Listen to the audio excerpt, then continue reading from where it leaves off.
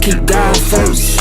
I see evil when I converse. Not today, say. This how God works. Play my position, what is given with no concerns. Go. Set it off. Top of the morning, I'm gonna set it off. You living boring, I'm gonna set it off. Shooting, I'm scoring, I'm gonna set it off. Like soldiers torn, I'm gonna set it off. Son of God, no, I am not son of man. Blessings keep falling, the fingers keep coming in. I got you, but just know I'm texting like Uncle Sam. Left to the bank, you know that I'm coming in. We don't do it for the bands though, we don't do it for the clout.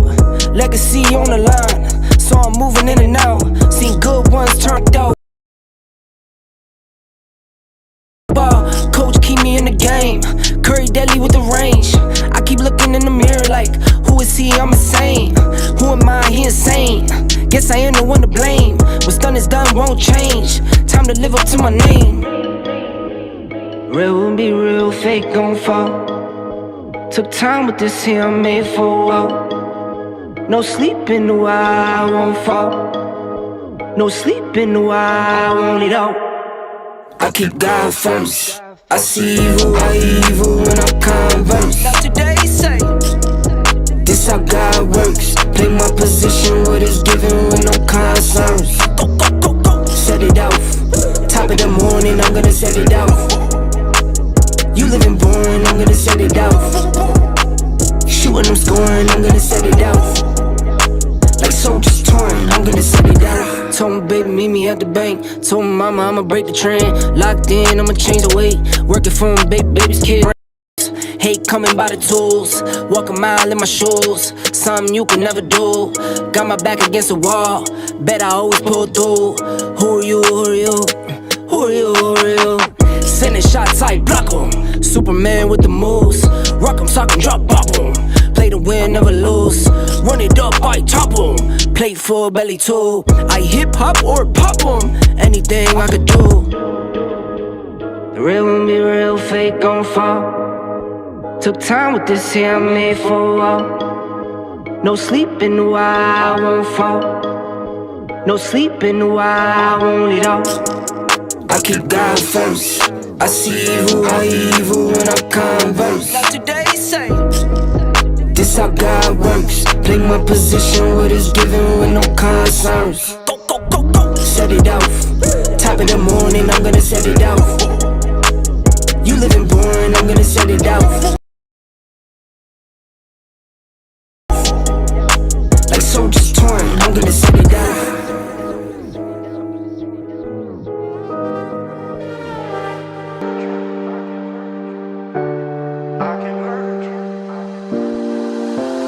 I can hurt you like you hurt me too, me too.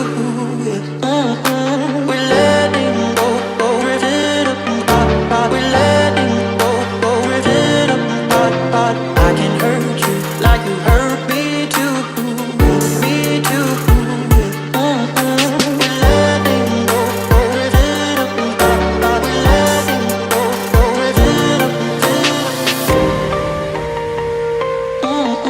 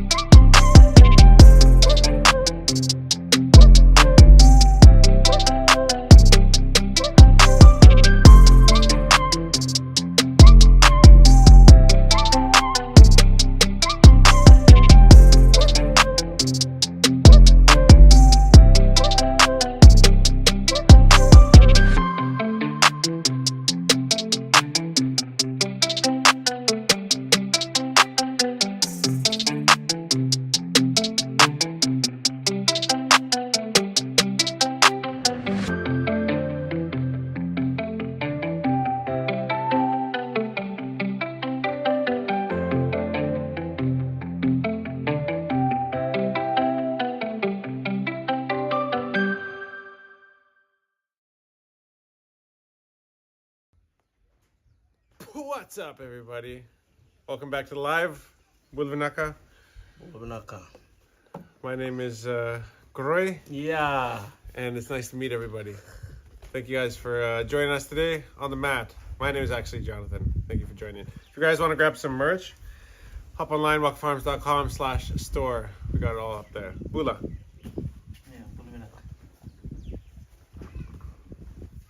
Wow. Steph, you? Come on, join us. We have such good talks together. Oh, she has to do this. Yeah, good. You clean. Oh boy. Welcome, everybody. We just rolled in the door. We're actually starting a bit late, as you guys can see. I'm pocket dialing people. It's getting crazy up in here. We were in town all day, so next week. So quick. Yeah, it's really, really strong. Do you see his face?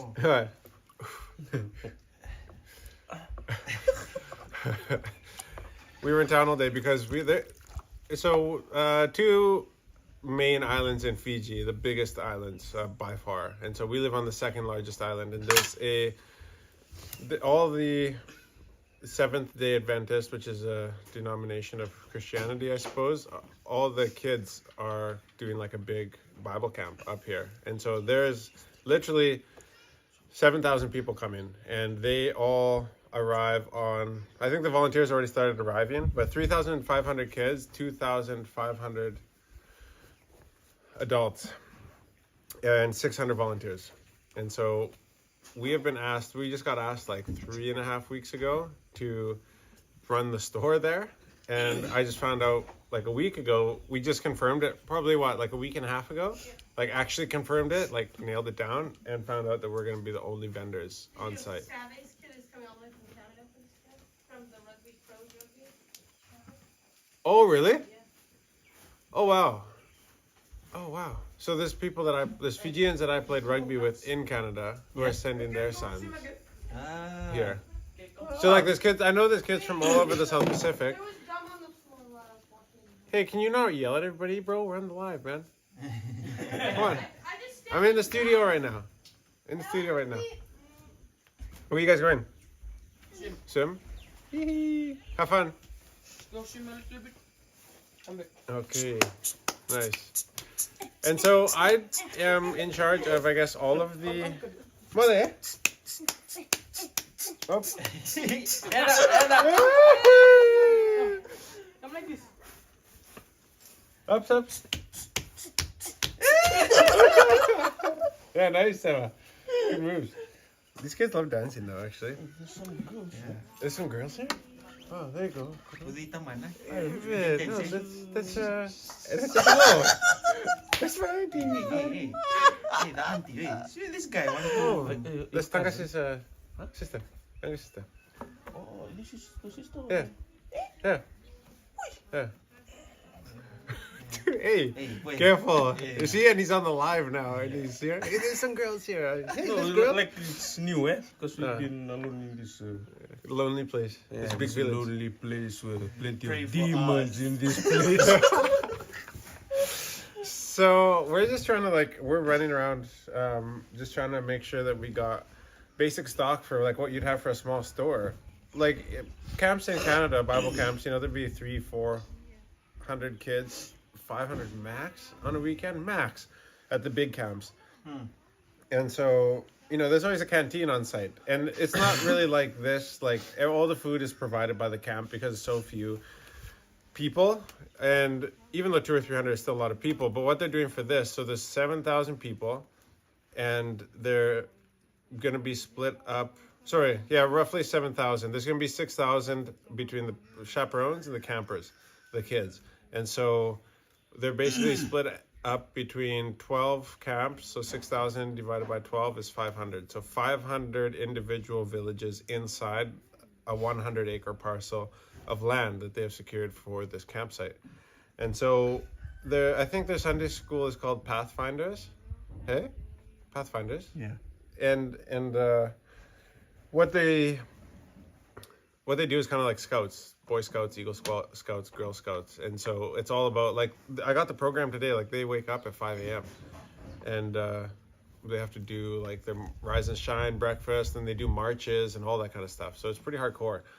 So it's basically like 12 Bible camps, more than that, happening at one time. And so I'm the only store on site, and I don't run a store, so I have to get all the stock because this place is like far away. It's about an hour from Lambasa, and which is the nearest like city where people can go shopping, nearest market. So I'm in charge of providing all the produce, and like our coffee shop is going to be there. You know, they want like cold coconut water and ice cream and treats, candies and stuff like that. So I'm like, okay, how do we do this? Trying to find money, and yeah.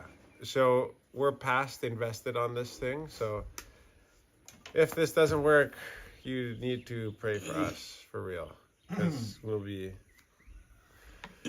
just be doing lives and just like, hey guys, you guys want to throw a couple bucks in the chat, and we'll give you a shout out or something. That'll be us like after next week.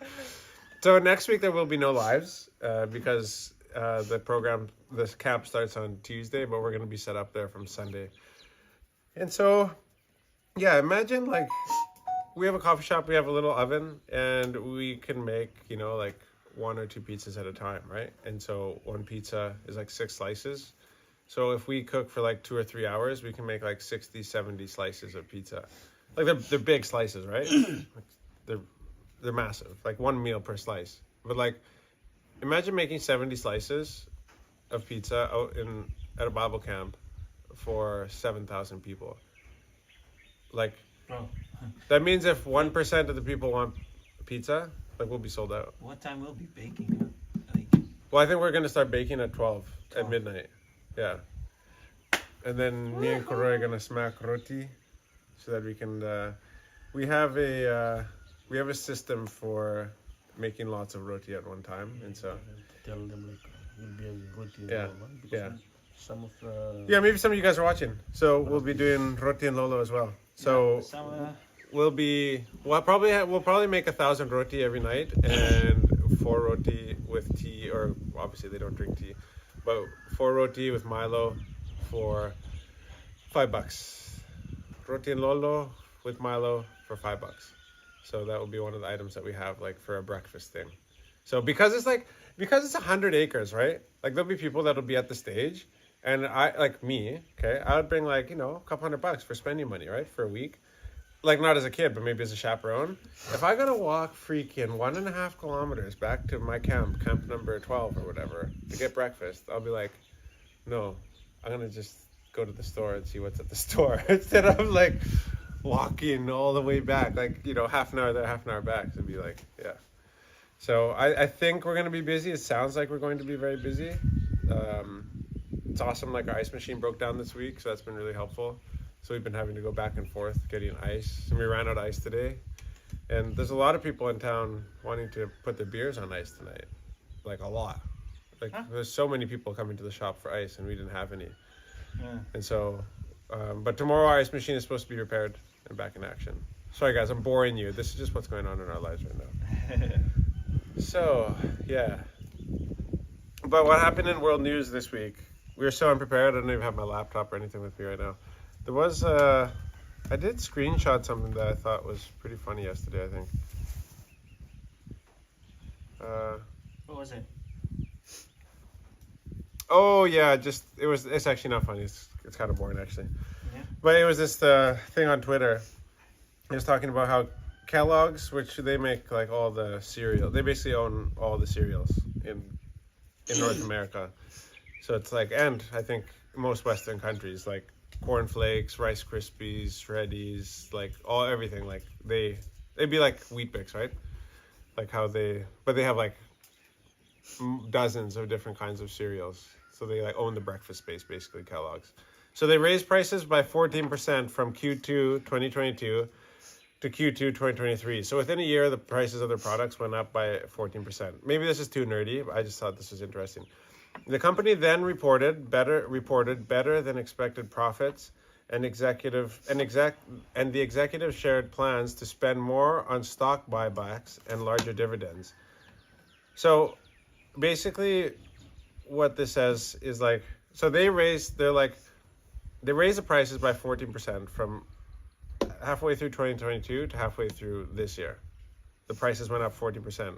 Then the company reports like, oh, profits are higher than expected, and we're going to pay more to our executives, and we're going to buy back the stock. So what's happening basically is these corporations are like, they're raising the prices and then buying back the stock from the stores, and so it makes it look like there's not enough stock and people are still buying. So they're like, the demand is still going up, we're buying back the stock, and so what happens is that like you can't get what you need, and so it just makes it's just like basically they create inflation. So it says, newsflash, corporations have been using inflation as cover to squeeze more money out of you. So yeah, like it feels like almost like a dishonest way to do business. Like to like raise the prices and then pay your people more and then buy back your stock from shops, and then you hold the stock. Let's just put some on the shelf there. Yeah. When the customers come, they know that there's only less. There's less, and so they have to buy it. Increase the price. Yeah.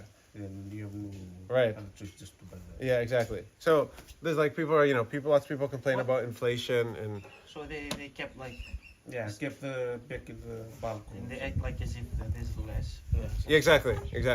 Or they'll like go to the warehouses that buy from them and buy it back. So like, what you do is like you sell it to like a food broker, like that purchases all like an Ashabai or CJ Patel or Modibai, right? Because like CJ Patel doesn't make like Maggi noodles.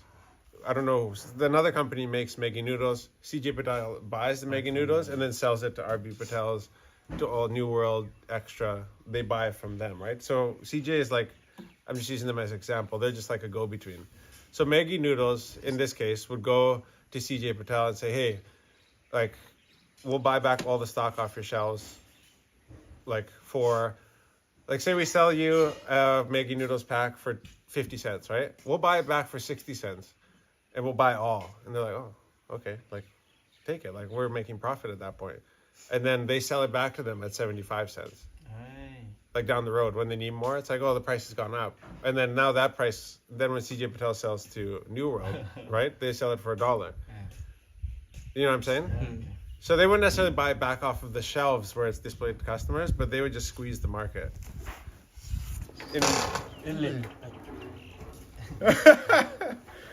See, Yeah. human. Pray for us. That's Get out of here. That's a smart. Yeah, it's smart. Yeah. It's I was just like, oh, this is an interesting conversation because like, is that greed, or is that? I mean, it's your product, right? I mean, don't buy cereal then. Like that would be the rule for, or that would be that you could say to the end consumer. They're like, oh, these companies are so greedy, and it's also like, well then, or don't buy it. Don't buy their product.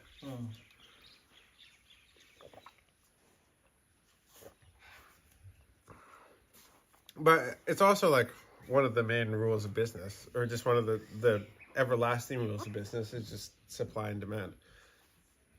So you squeeze the market, you take your stock off the shelves, or make it so that if it feels like there's less, people want it more, and then you tell them that there's not much. And then you get to raise the price. And so that's one of the tricks in business. I just thought that was interesting. I don't know who found that out, but... It's like back in the Bible days when Joseph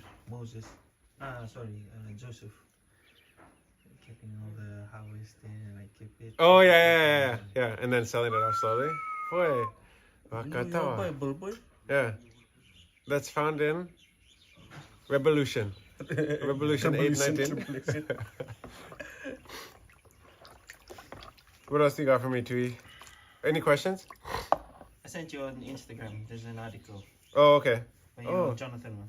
We also had stuff from last week on John Instagram. in the book, you finally won for Fiji at the Pacific Games after 20 years. Family. Oh, really?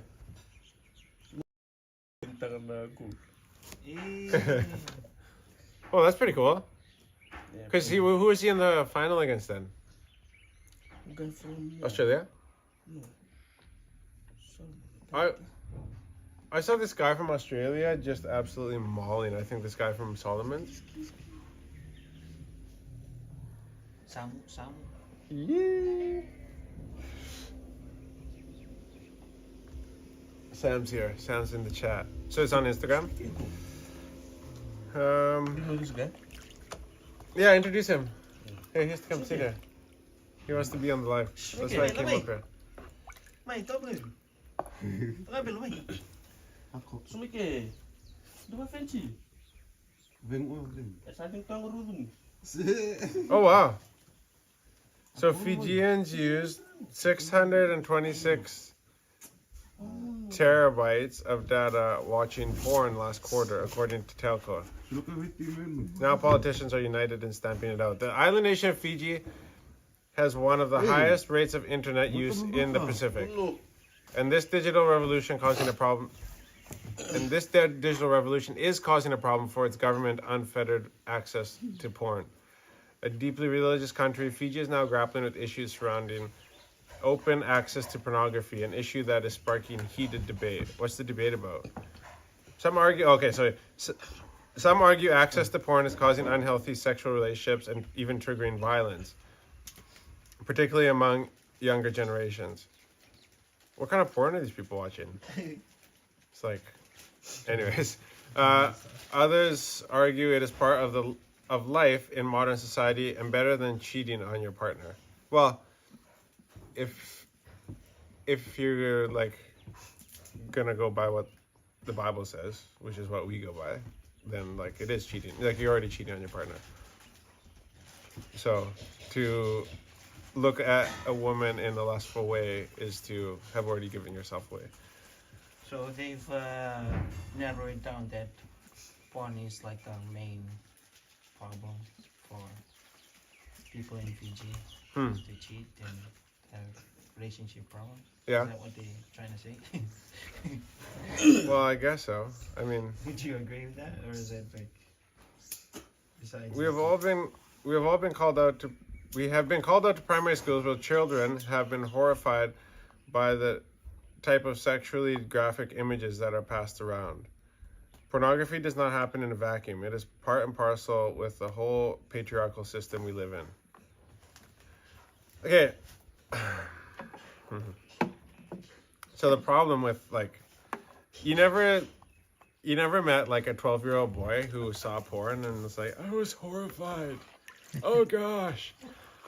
Oh, it was so much boobs, too many vaginas. That doesn't, like, the thing is that no, oh my gosh, stop, yeah, whatever. I'm just saying, like, I'm trying to be like sarcastic, but it's like that's not an accurate depiction. Like, this is the Fiji Women's Crisis Center lady. Like, yeah, exactly, yeah. No, oh my gosh, I can't see. I mean, like, I had a porn problem at one time, and so I know what it's like capable of doing to you, and I know that like the only way out of it for me was to have an open conversation with my best friends. And actually, my best friends were the ones who, I don't know if I've ever actually talked about this, were the ones who came to me, and this is how it happened one night. We're like, me and my two very best friends, still great friends to this day, my best man and my best friend. We're walking around in my friend's acreage. So he lived on a farm, and like his yard was like the size of this village. And so for whatever reason, they like left the boundary and they like went out to the side. And I was just like standing there. I'm like, what are these guys doing? They're out there for like an hour and a half, and I could see them. It was snow, and I could see them sitting out on like there's like this like kind of a hill. And they're just sitting there, and there was like full moon. I'm like, what are these guys doing so long? I went inside, came out, they were still there.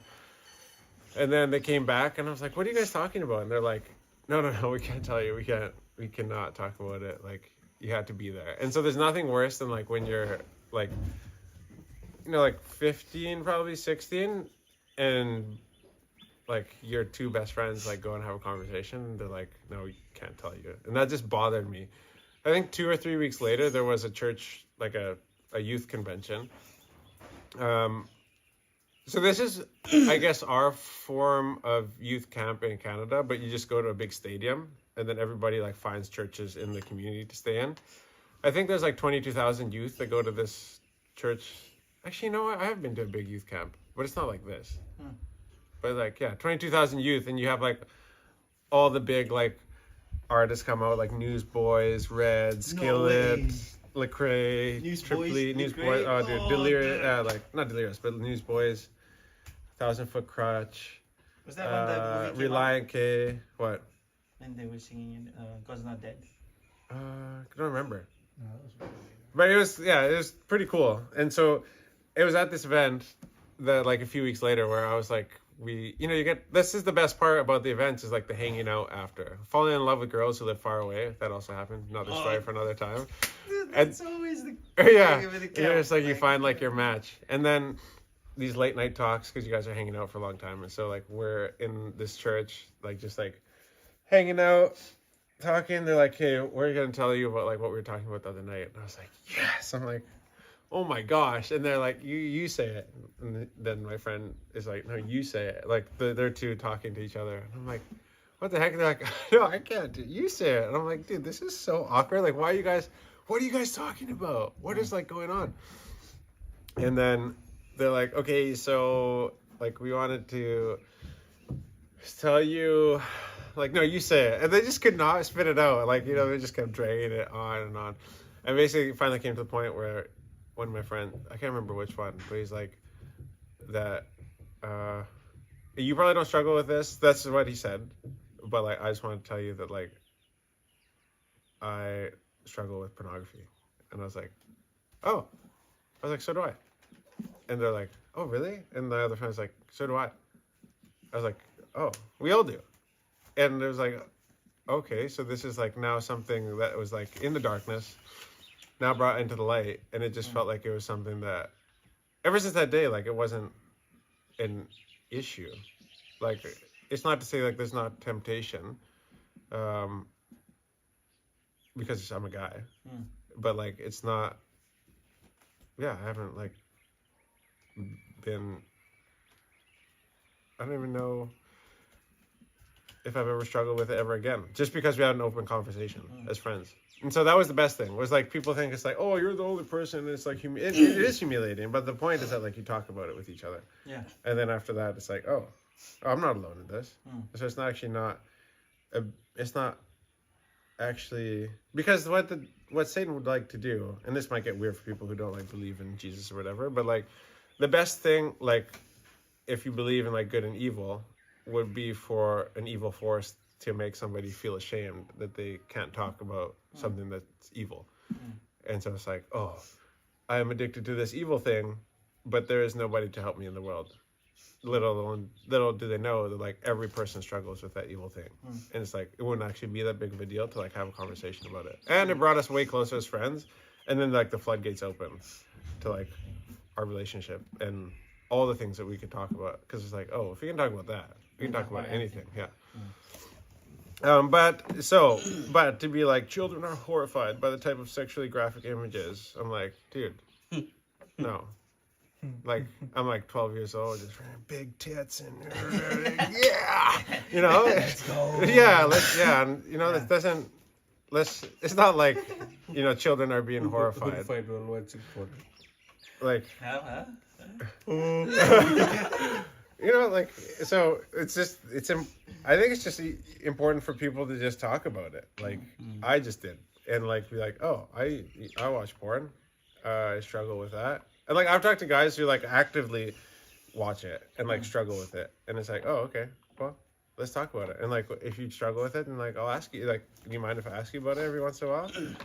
Because like, while you're like, whipping your dick out and you're like, gonna like look at something, you're like, oh shoot, if he asks me, I'm not gonna have to lie to him, and you like slowly put your dick back in your pants. It's like, it's true, because somebody might ask you, you're gonna be like, oh shoot, okay, and it's actually good for you. The accountability's good. This is the most like X-rated like live that we've ever done. It's just like everybody's like, shut it off. Like, it's not child friendly, but that's just the reality of it, everybody. So, Do we have anybody left? Yeah, everybody's left the chat. Yeah? Right. Yeah? Is it like one person left? Thank you, Masisi Knight from Paul Wuniwai. Thank you for the donation, brother. Oh, really? They Yeah. can still donate? Mm-hmm. Oh, really? Dude. It's like, Taki, Masisi Knight. Okay. Yeah, okay. Taki, and close your eyes. Iya. You see? Did he? Did he say that? Yeah. Yeah. This is because Paul gave a donation Ele. for Kroy. Good topic, sharing some light on the people from Paul, right? Awesome, Binaka. Correct? Yeah. Okay, close your eyes. Yeah, dude, but Paul, man, dude, all those like those cocktails you got going on right now. Mulu it's Paul.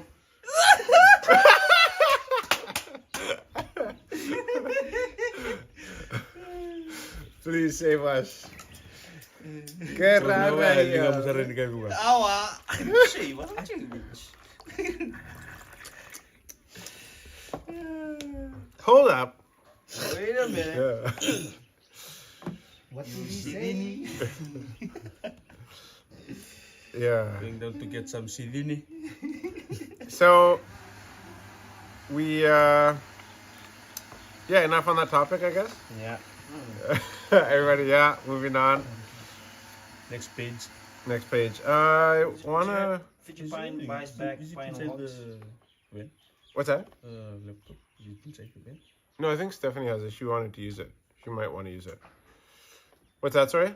Oh, Paul saying we should catch up this Yeah. Christmas. Oh, he's coming. When do you come? Yeah, let me know when you're coming in. Yeah. Oh. I thought did you screenshot all the Instagram? Yeah. Hit us up. Because I think we'll be back in the village after New Year's. Around New Year's. So,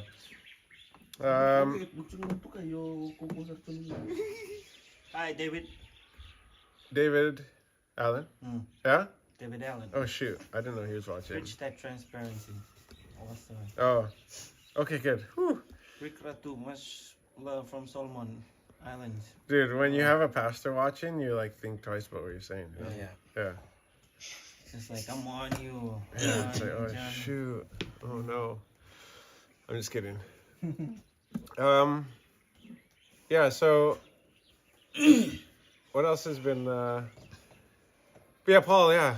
Definitely I don't know, you're on holidays right now or something, but like, man, your stories, I'm like, my mouth is watering.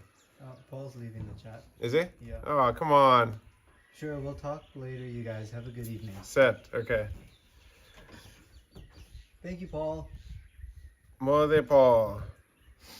Oh, there's some articles still on the. Is there? Yeah, on the Okay, on read them the- to me. Or read me something Church Interesting. concerns complaints of pastors having marital affairs. what's that? Church complains of past having marital affairs. Yeah. Okay. Relevant. Dude, come on, man. On the camera. Hey. It has been revealed that some pastors of the Methodist Church have had their services terminated for engaging in extramarital affairs. The church's outgoing president, Reverend Ili Bunisuwai, confirmed receiving complaints of pastors involved in such affairs. He said the church dealt with the issue on a case-by-case basis. These complaints were lodged at the Methodist Church headquarters in Suba. We have a policy in place in regards to this. There is no fuss about it. I stand by my word that holy living is an important part of our denomination. He added there was a process involved for the church when it received complaints of pastors having marital affairs and still practicing. Bro, aren't they scared? Well, so what do you think of that? What do I think? Well, it's just such a scary thing, man. Yeah. To be doing that and preaching the word.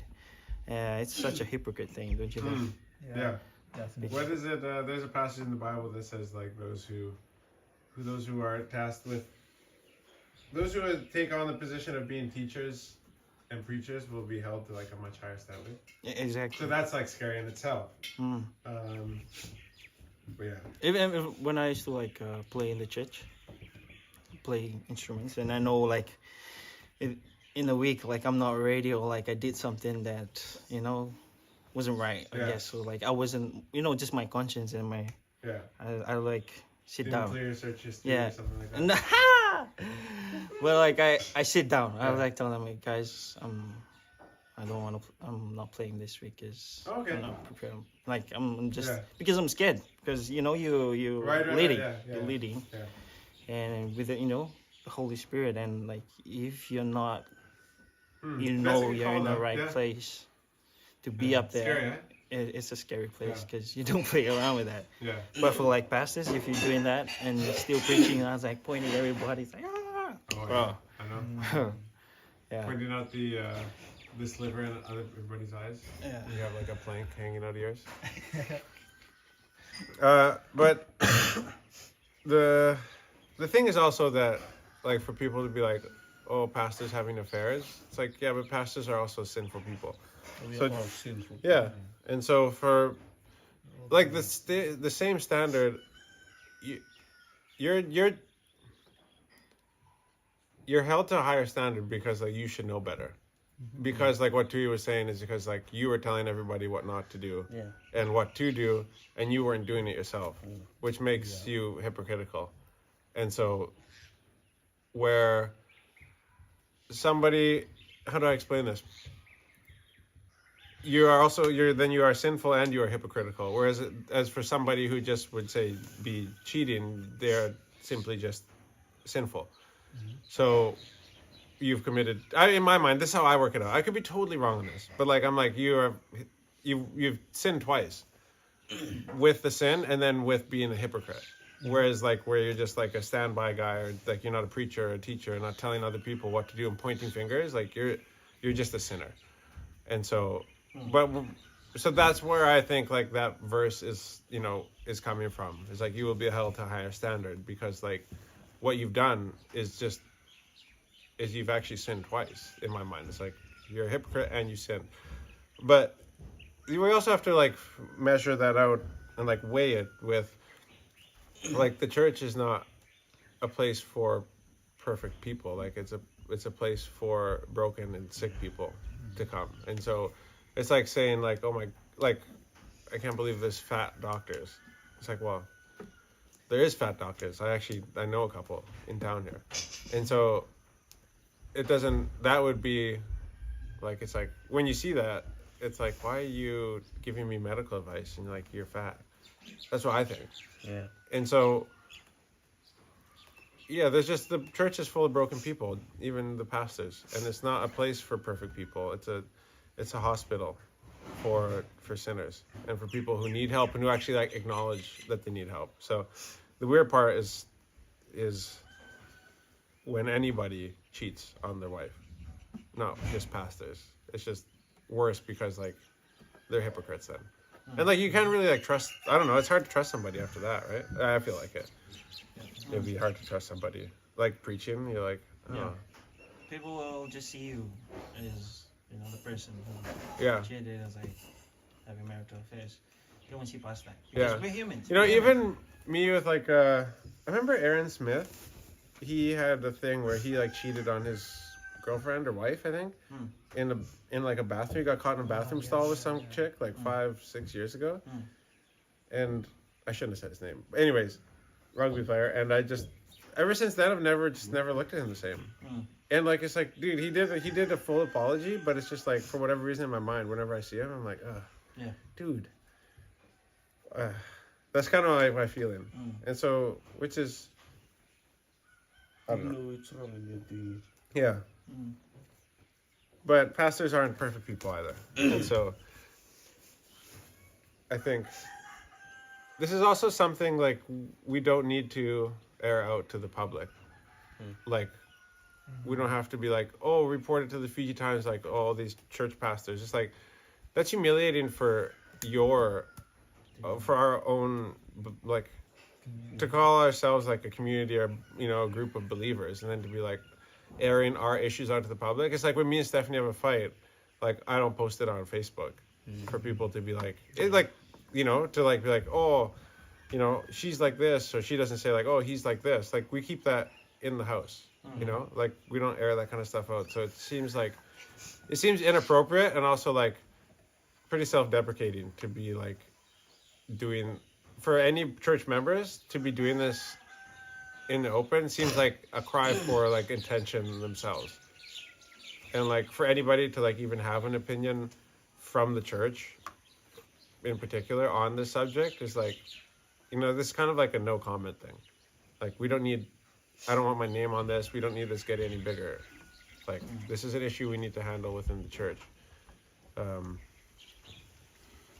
Yeah, but then also I guess like you have like issues with the Catholic Church and like all the sexual abuse and stuff that was going on for a long time. And the problem was that like nobody talked about it. So maybe it is good that church members do this and call, so that pastors are like, oh shoot, like I could be held, like, I can be embarrassed publicly. Yeah. I don't know.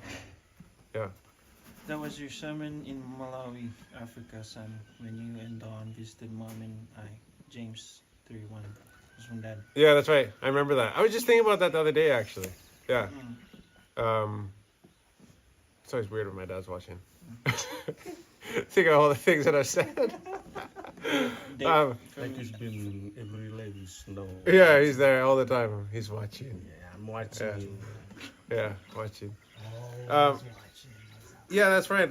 I was just thinking about that the other day, actually, Dad. Like, the sermon, for whatever reason. I remember telling the story about the race mode on the vehicle.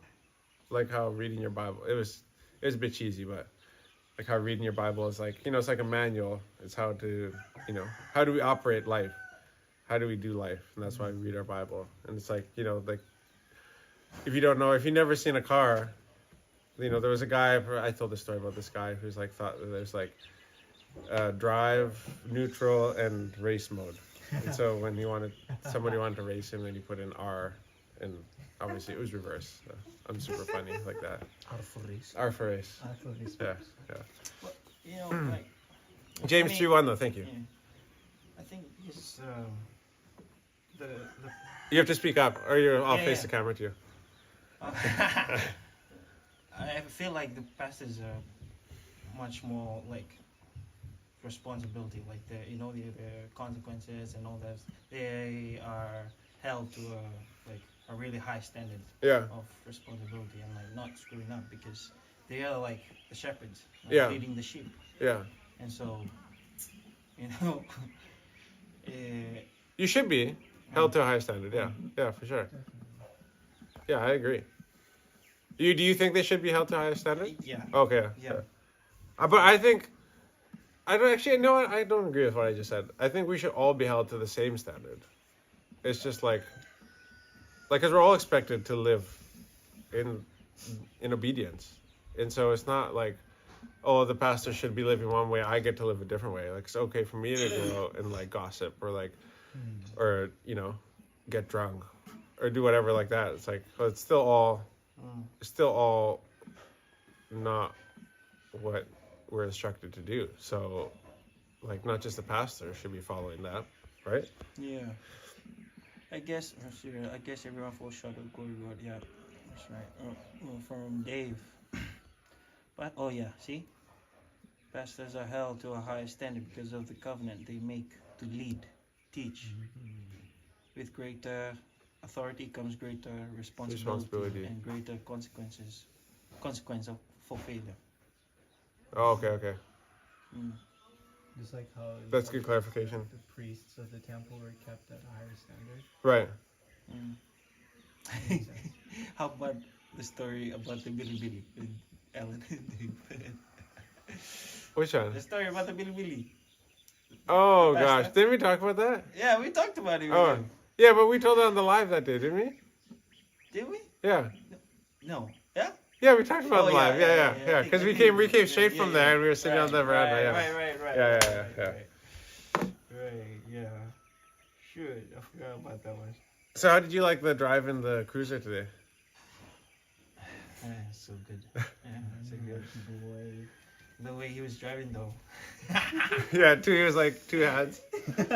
So what is his name actually? Tapesh? Yeah. Okay. So we went on with this gentleman. His family has a very big business in Mombasa, and so he's one of the few guys with like a really big, super souped up Land Cruiser, big blue Land Cruiser, and so he just did like upgraded turbo, intercooler, and clutch and everything like that. And so we follow each other on Instagram, and so we've talked a few times. And so I went up and we were talking today, asking questions. He's like, "Hey, you want to go for a ride?" I'm like, "Yeah, sure, let's do it." So we went for a cruise, and then at the end he turned around. He's like, "You want to drive?" I'm like, "Okay, sure, let's go." And so it's definitely a nicer ride than the old D-Max. Yeah, but the D-Max is comfortable though inside, like the seats and the space. But that's about it. Dude, Other than that, so funny today. what? He was just like, "Hey, do you want to ride? Oh, you can bring the boys." We were like, "Oh, so Yeah, well, psyched." because I was just gonna leave you guys. Yeah. Because I don't invite other people to like other people's parties. Like Yeah. unless they say like, "Hey, bring Yeah. them." I was like, or "Bring like- the boys." I was like, "All right, let's go." He's like, if they want to come, they come. I'm like, hey, you guys want to come? They're like, oh, mate, all right, Mate, let's go. come. Chance. Dude. Yeah, we're like, I think it was like, what, 10, 20 minutes in, like, the drive? Yeah. I was like starting to hear like his phone ringing. Like, I was like, "Oh, can you like reach out to Steph?" We were like, "Where the heck are you guys?" I was like, "Dude, we left her there." What did you say to her? Because It's like, well, yeah, we come in, we still coming over. No, where did you guys go? Oh, the guy wanted to take us around in the trucks. He's like, "Toot, toot, toot. Hello, okay." Oh, she hung up on you. Oh, really? Dude, we just left her there. She was like, "Where the frick are these guys, yeah. man?" Dude, she was angry. She was really angry. But totally worth it. Totally worth it. Sorry, Steph. But that was not a good husband move by me, for sure. She went in the shop and she came out. We were gone. On me kan, And Pigeon mode on me kan. Yeah. You tidur. And I locked it. I took the keys with me too. So she came out. It's like the van's there. We're all gone. Yeah. Has the rapture begun already? Yeah, because she just went in, and the Tapesh came out. We were talking, and then he's like, "Hey, let's go for a cruise." I'm like, "Okay, let's go." And then she comes back out where it's all gone. Like, what the heck? But nice ride. I think the nice thing about it is when you upgrade your suspension and you upgrade you go to a bigger tire size, like all the bumps feel less because your tires are that much bigger. And so it's just such a smooth ride in that thing. And we were hitting the speed, like what village is that at the end? Usabul. Wasabulu. Oh. Yeah. And so we were doing, 100 we were hitting those bumps, over 1 kilo. 1 jilo. More than 1 kilo. More than 1 speed. jilo. But And- we didn't say anything. Huh? We didn't hear anything. Yeah, I think it was. Well, I don't know for sure. I think it was something like that. But we were cruising, and you didn't even feel the speed bumps. So definitely need the Land Cruiser in my life one day. We'll make it. One day. For sure. Oh, dude, yeah. The thing is, I'm not stressed about it. It'll all come eventually. So The thing is, like, a lot of people, like, they're like second or third generation, business owners. And so, like, I don't get to have all this stuff right now. So the way I look at it is, like, I get to be the guy who went, if everything goes right, which I really feel that it will, and if you don't believe me, it doesn't matter, because, like, I believe in myself. So, We just change the Isuzu D-Max and put the Land Cruiser, yeah, exactly. It then makes it a Land Cruiser. And so, like, what I get to do is I get to take some, like, where there was nothing, then there's something. And that's my reward. And that is, I think I will, and the next generation, Elike and Seva, need to be prepared for, like, what, the feeling of, like, like, now we just get to take what Dad started and grow it. If that's what they want to do. If they don't want to be in the business, that's totally fine. But, like, that is actually, like, a huge, even though I don't realize it now, and I would love all the money in the world right now to go and start the businesses and, do farming large scale and open another coffee shop and blow up the media company and buy all the stuff we want for the businesses and pay people more. It's like, when I get to the end of my life, there'll be something where there was nothing with a bunch of people that, like, where there was no team, there's this, like, epic team. And there's hundreds of people who work together. And, the people who are with me now are in charge of, like, big groups of people. But my sons might not get that same satisfaction because they're just rich boys their dad was rich. You know, because that's what a lot of guys my age in Fiji who are rich because their grandfathers started a business. And that's also hard because like you might actually be like really good at business and have taken your dad and grandfather's business to the next level. Or, you know, your dad is putting you through school and, you know, you're going to business school or accounting school or something like that overseas. And it's like, you'll never get that, like, you just get so his dad's rich. He just, you know, like, spends all daddy's money. And it's like, that's also, like, tough, like, mentally, I think, to be in a position where you actually have what you need money-wise, but you never will get the satisfaction of having started something. And so I think right now it's hard for me because there's not, you know, I wish there was more money so that we could grow things faster. But it's, at the end of the day, I think I will look back and be like, oh, it was way better to have been on the side where like there's nothing and there's something, I think. Yeah. Go on, article here. Yeah. Information sharing disappoints police. Information sharing? Yeah. Police are disappointed at the information sharing methods drivers use to warn each other of checkpoints, saying it does nothing to promote road safety. Director Traffic Senior You naughty people. Police Mitieli Luana said they shared the concerns of LTA because accidents could be avoided if this was not happening. He said one of the biggest issues they faced was changing mindsets for everyone to accept responsibility for their role regarding road safety. Even when we have officers out conducting radar ops, once drivers pass them, they continue to speed, and this behavior has unfortunately resulted in the loss of life. The sharing of information on radar ops are operating from in Viber groups. Yeah. Does the complete opposite of encouraging road safety. Dude, people have Viber groups. There's somebody in this group who may or may not be in this group right now, may or may not be in one of those Viber groups. Right? Yeah. Am I right or am I right? Everybody has to say yes, otherwise you're guilty. Yes. Yeah. Yeah. And it's quite helpful, right? Yeah, it's quite helpful too. Right, correct? Yeah. Yeah, that's a good Viber group. You're in charge of it, right? Yeah. Yeah. Okay, guys, you come for him. He's So one. like no, when you're traveling down west side like that, Yeah. the vitamin, Yeah. Oh, if one is coming and there's a checkpoint ahead, they'll just come on the light. Bro, I do And that. this one I do will- that all the time when I go onto the western side driving. So my signals is like, oh, okay, slow down. So, I go past those guys they'll with be the radar. hiding, the police. Yeah. They're doing the shooting. Just go past, like just flicking every car that's coming. Sometimes I do it for fun though. I was like, see these guys are speeding, it's like, and then see him slowing down. And he was like, when "Shit, the light but comes there's on, no they know cops in there's front." checkpoint or We should normalize that, though. False warning. Yeah, false warning. like us too, when we went to Lambasta Monday.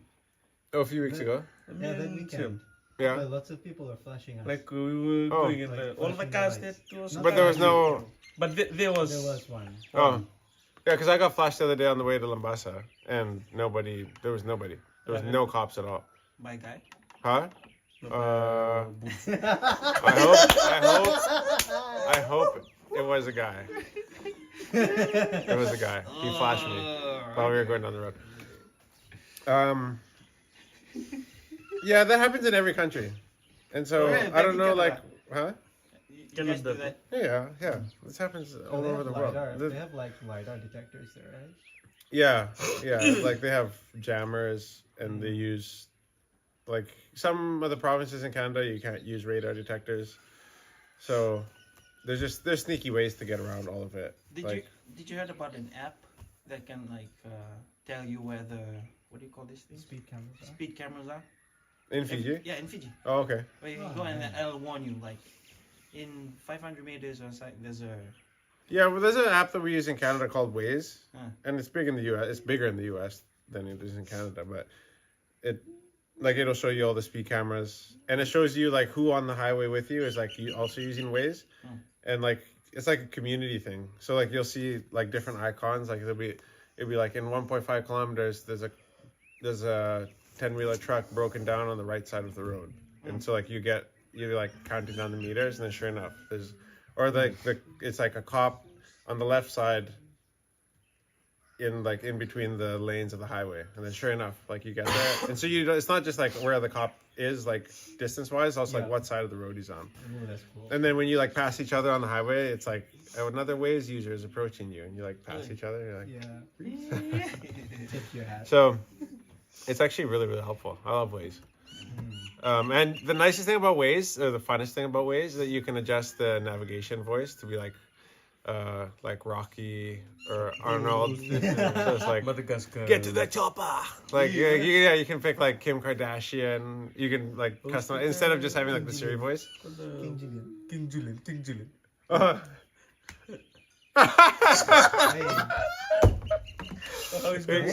There is a speed camera posted 50 meters down the road. That's pretty good. That's pretty good. Oh, we have our own King Julian here. Yeah. The king's feet, Mort. Not the king's feet. So my future wife passed away. How do I handle the sorrow? Ooh, that's tough. About 4 months ago, the love of my life passed away because of an accident. I am broken. I am a broken shell of who I was. I am 24 and she was 22. She proposed to me 2 weeks before the accident, and I said yes. Oh no. You know what? I don't want to do this one. That's what a true story. No, yeah. Anyways, I don't know about girls proposing to guys. That seems weird to me. But I've never been so happy in my life. I focused on us. What do you guys think about that, actually? Like a girl proposing to a guy. I think guys should take the lead on that, because that's what we should do as men. Like, is like take the lead on situations. So people are always like, oh, why does the guy have to make the first like initiation move, you know, towards her? Why does he have to be the one who gets down on one knees? Because we lead, because that's what we do. And if you want a woman to follow you, you have to take responsibility for your actions, but you also have to be the one to walk in front of your family into battle, into the front lines of life. And so that means like taking ownership of things right from the beginning and setting the standard for like how you are going to lead your house. And so that's why this is already weird to me. How do I handle this tragedy? I've lost 16 kgs since then. I regularly go to the gym again. I started studying again to finish my degree, but as soon as I am alone, I just feel bad. I feel like I'm waiting to die, and I am so young, like I have lost everything. I break down regularly, cry, and do it daily. I still meet friends, but feel so bad inside. Please, if anyone has any advice. Well, yeah, like, I think she still would want you to be happy. And so, like, you're still young, and whether you were young or not, like, I think she would not want you to be in this situation. Like, I don't think that she is like, you know, if she's watching from heaven or whatever, like, that wouldn't be what she wanted for you. Like, she was with you because like you guys made each other happy. And so for you to be like miserable for the rest of your life, or to be feeling like this, is like not what she wants. And so that doesn't really like fix things, because like that's just the way you feel. And you know that you don't want to feel that way, I suppose. But like, you owe it to yourself to, you know, go and find some community of people who actually like really care about you, and yeah, people that you can share this kind of thing with. And so maybe, and I sense that like maybe you don't have the right group of people around you, because like, you know, it feels like you don't have anybody who like is just there with you. You know, you don't have that person that you can just call at any time. And I think like it sounds like you need those kind of people. It's Yeah. flattering if girl proposes. It's flattering. Okay. Well, like I mean, you can't like a guy needs to take the lead, but like if your girl's like it's progressive and she proposes to you first before you even expected it, I guess like what are you gonna do? You know? Yeah. That's a different situation. Don't get down on your knees. My name is Johnny. Dokila, an Maria tengah koran cuan. Eh?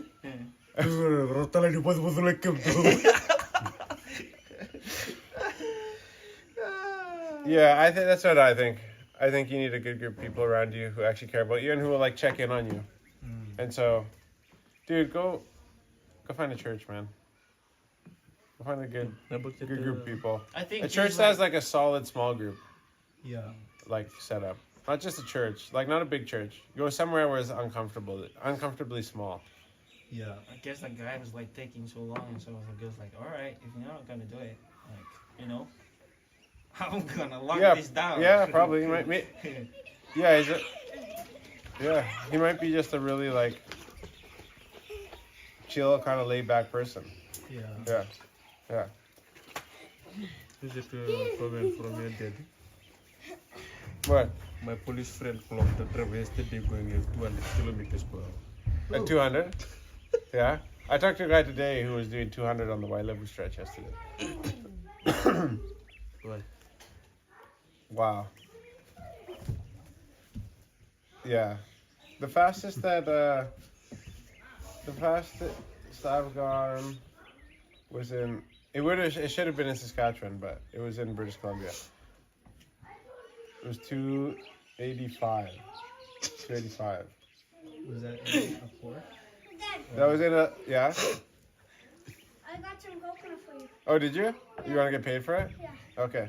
Well, I'll come count it later. Oh, it's small coconuts. Oh. Did you husk them? Huh? Did you husk it? What does that mean?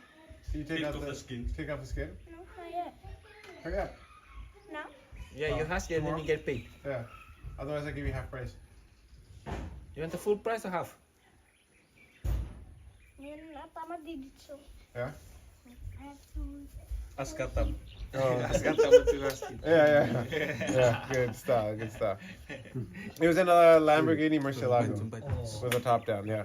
Nice. So, I think that the fastest I've gone on a motorbike is like 260 or something like that on a street bike, but like that was because like it was just not enough road and it was late at night and I thought I was gonna and there's ice on the road in some places, so it was Oh, no. sketchy.